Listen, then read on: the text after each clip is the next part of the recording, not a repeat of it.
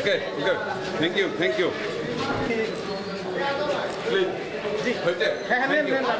গত 2017 সালের 25 থেকে 27 এপ্রিল শিবগঞ্জে চাঁপাইনবাবগঞ্জ জেলার শিবগঞ্জ থানায় অপারেশন ঈগল হান্ট পরিচালিত হয়। প্রাথমিক তদন্তে আমরা ওনাকে সাবেক পুলিশ সুপার নোয়াখালী জনাব মোহাম্মদ আসাদুজ্জামানকে আমরা অ্যারেস্ট দেখিয়েছি।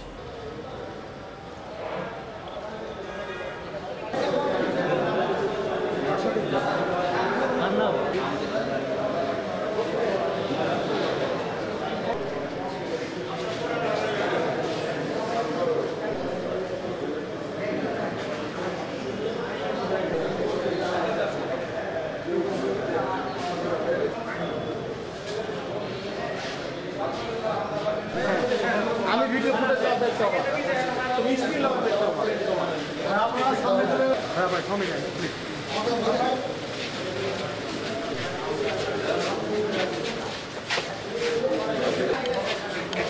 Okay, okay. Thank you, thank you.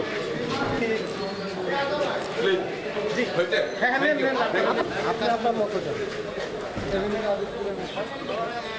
যান জেল ভাই যাও না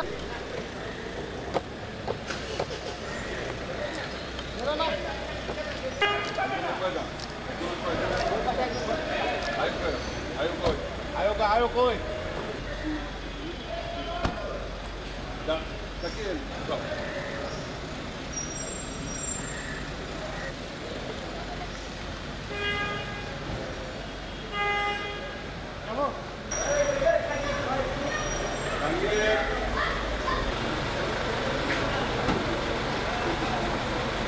গত 2017 সালের 25 থেকে 27 এপ্রিল শিবগঞ্জে চাঁপাইনবাবগঞ্জ জেলার শিবগঞ্জ থানায় অপারেশন ঈগল হান্ট পরিচালিত হয়।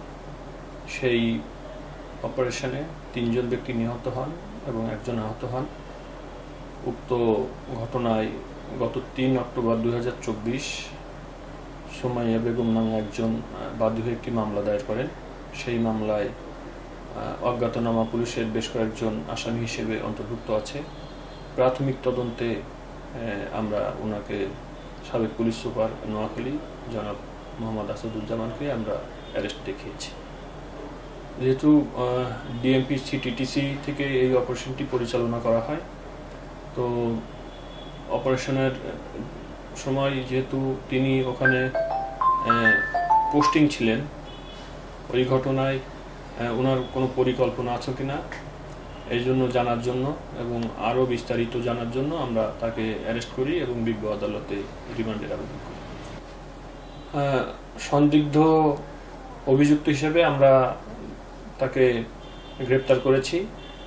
বিজ্ঞ আদালতে 5 দিনের রিমান্ড আবেদন করেছিলাম, 2 দিনের রিমান্ডে পেয়েছি।